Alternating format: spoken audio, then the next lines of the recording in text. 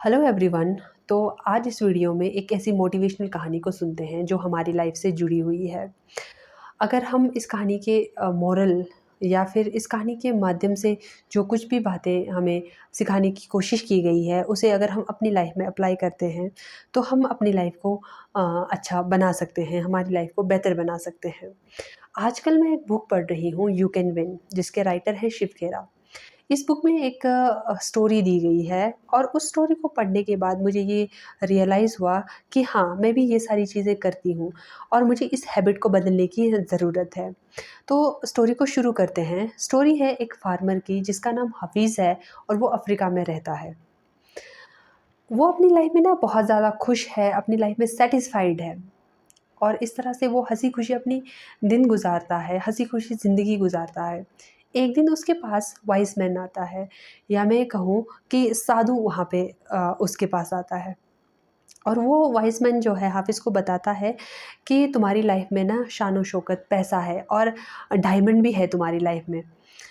और वो साधु जो है हाफ़िज़ को बताता है कि अगर तुम्हारे पास तुम्हारे थंब के बराबर डायमंड हो तो तुम अपने लिए पूरी सिटी खरीद सकते हो, और अगर तुम्हारे पास तुम्हारे फिस्ट की जितनी डायमंड हो तो तुम अपने लिए पूरी कंट्री खरीद सकते हो। ये सारी बातें कहकर डायमंड, पैसा और इससे आने वाले शान-ओ-शौकत के बारे में कहकर वो साधु जो है वहाँ से चल पड़ता है। वैसे तो हाफ़िज़ जो है अपनी लाइफ़ में बहुत सैटिस्फाइड रहता है, खुश रहता है, बट उस रात हुआ क्या कि उसको पूरी रात नींद नहीं आई। क्यों नींद नहीं आई? क्योंकि वो उस वाइज़ मैन की बातों को वो सुन रहा था, सुन नहीं रहा था, वो उन बातों को सोच रहा था और वो बातें सोच कर वो नाखुश था और वो अनसैटिस्फाइड फ़ील कर रहा था। पूरी रात सोचने के बाद एट द एंड उसने ये डिसाइड किया कि मैं अपनी सारी बिलॉन्गिंग्स, अपने अपने सारे पोज़ीशन, यानी कि अपना घर, अपना फार्म, अपना फ़ील्ड, सब कुछ मैं बेच कर मैं यहाँ से चला जाऊँगा।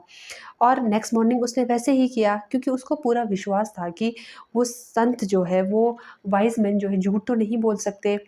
ठीक है, मेरी लाइफ़ में है, डायमंड है, पैसा है, तभी तो उन्होंने बोला।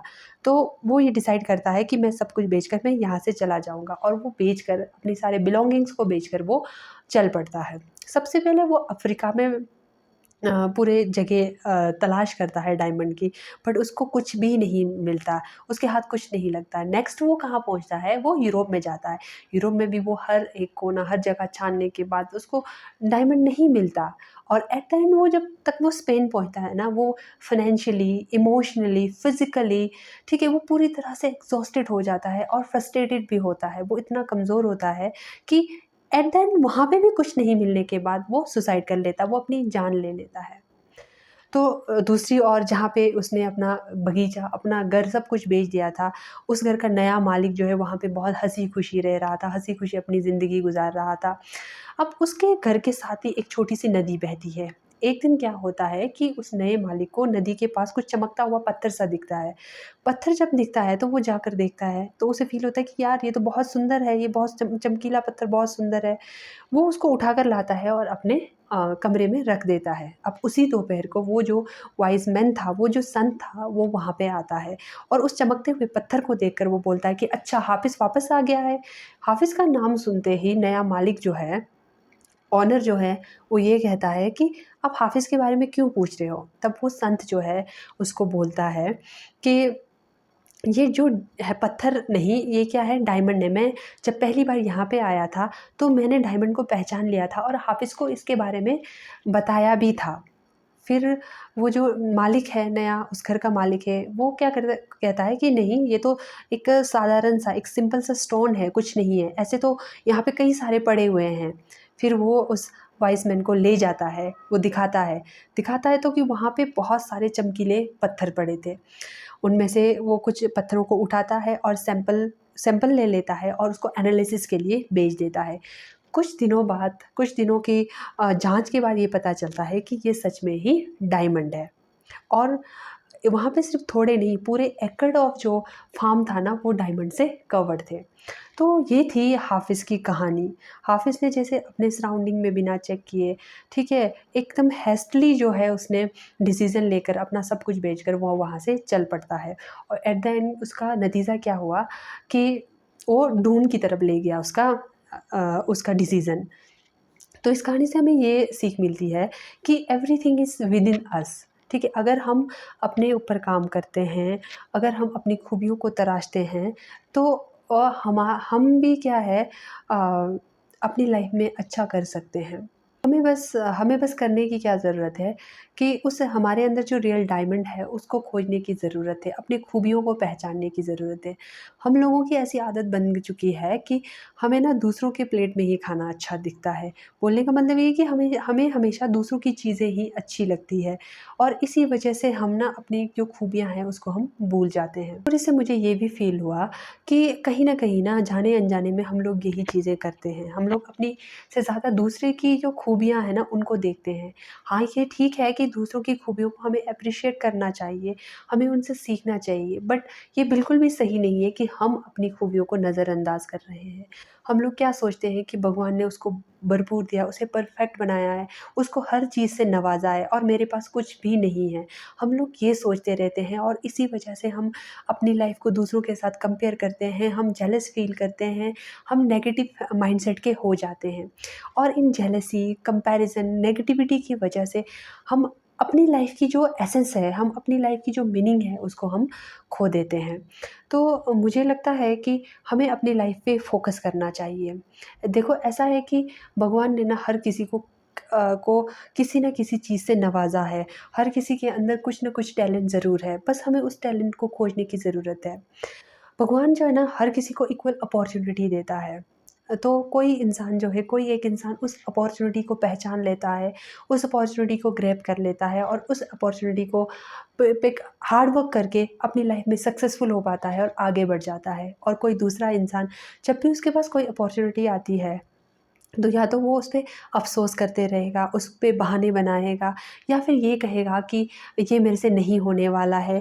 फिर या ये बोलेगा कि नेक्स्ट टाइम मैं पक्का ज़रूर काम करूँगा, नेक्स्ट टाइम मैं इस अपॉर्च्युनिटी पे ज़रूर काम कर लूँगा। और इस तरह से वो उस अपॉर्च्युनिटी को कोई भी हाथ से वो अपॉर्च्युनिटी भी उसके हाथ से निकल जाती है और वो लाइफ़ में ना कुछ भी नहीं कर पाता है। पूरी लाइफ़ उसकी रिग्रेट में निकल जाती है। और ऐसे लोगों की लाइफ़ हमेशा कैसी निकलती है, वो लोग ना दूसरों पे डिपेंडेंट हो जाते हैं, दूसरों के भरोसे जीने के लिए वो मजबूर हो जाते हैं। देखो, जब तक हम अपनी लाइफ़ को अपने कंट्रोल में नहीं लेते, जब तक हम अपने लाइफ़ के लिए, अपनी गलतियों के लिए दूसरों को रिस्पॉन्सिबल ठहराना बंद नहीं करते, दूसरों को ब्लेम करना बंद नहीं कर देते, ठीक है? यकीन मानो, हमारी लाइफ़ में कुछ भी अच्छी चीज़ नहीं होने वाली है। अगर चाहते हैं हम भी कुछ अलग करें, कुछ अच्छा काम करें, तो सबसे पहले हमारी जो नेगेटिव माइंडसेट बनी हुई है, हमारी नेगेटिव हैबिट बनी हुई है कि हर चीज़ के लिए दूसरों को रिस्पॉन्सिबल ठहराना, वो हमें बंद करना होगा। हमें ये कहना बंद करना होगा कि उसकी वजह से मेरी लाइफ में ये हुआ है, उसने मेरे साथ ये किया है। हमें ये कहना बंद करना होगा। जब हम अपने हर मिस्टेक की रिस्पॉन्सिबिलिटी खुद लेंगे, तभी हम अपनी लाइफ में आगे बढ़ सकते हैं। अगर हम देखो पूरे अगर ना हम प्योर इंटेंशन के साथ अपने काम को करते हैं, पूरे ऑनेस्टी के साथ, हार्ड वर्क के साथ, अगर हम अपनी लाइफ से ना जेलसी, अपनी लाइफ को दूसरों के साथ कंपेयर करना, नेगेटिविटी दूसरों के लिए, इन चीज़ों को निकाल देते हैं और पूरे प्योर इंटेंशन के साथ, पॉजिटिव माइंडसेट के साथ अपने पे काम करते हैं, तो डेफ़िनेटली ना हम ये देख पाएँगे कि हमारी लाइफ भी एक कट ऑफ डायमंड से कवर्ड है। बस उस डायमंड को अनकवर करने की ज़रूरत है। अगर हम ये चीज़ें नहीं करेंगे और लाइफ टाइम जेलसी, कंपैरिज़न, दूसरों दूसरों में अच्छी चीज़ें ढूँढते रहना और अपने अंदर अच्छी चीज़ों को नहीं ढूँढना, अपने को नेगेटिव कहते रहना, अगर हम ये करते रहे ना, तो हमारी लाइफ भी जैसे हाफ़िज़ की हुई थी, वैसे ही होगी। जैसे हाफ़िज़ ने क्या किया कि उसने ना अपने सराउंडिंग में देखने की देखने की कोशिश करने की बजाय वो बाहरी चीज़ों को ढूँढते रहा। देखो, सब कुछ ना हमारे अंदर ही है, नेगेटिव, पॉज़िटिव सारी चीज़ें हमारे अंदर है, ठीक है? तो ये हमारे पे डिपेंड करता है कि हम किस चीज़ को डोमिनेंस पे रखते हैं, नेगेटिव को या पॉज़िटिव को, ठीक है? तो हमें कोशिश क्या करनी चाहिए कि पॉज़िटिविटी को हम लाएँ अपनी लाइफ़ में, कंपेयर ना करें, ठीक है? अपनी लाइफ़ में इतना हार्ड वर्क करें कि हम अपनी लाइफ़ को बेटर बना सकें। हमारी लाइफ़ का जो डायमंड है ना, उसको हम अनकवर्ड कर पाएँ। सो एट द एंड मैं यही कहूँगी कि अगर ये वीडियो आपको मोटिवेटिंग लगी या फिर इस स्टोरी से आप कुछ सीख पाए हो, तो इसे ज़रूर अपनी लाइफ में अप्लाई कीजिए। और ये वर्ड है ना, कंपैरिजन जेलेसी, इसको कंप्लीटली अपनी लाइफ से एलिमिनेट कीजिए। सो वीडियो अगर अच्छी लगी हो तो ज़रूर लाइक कीजिए, शेयर कीजिए और कमेंट ज़रूर कीजिए और मेरे चैनल को सब्सक्राइब ज़रूर कीजिए। Thank you for listening.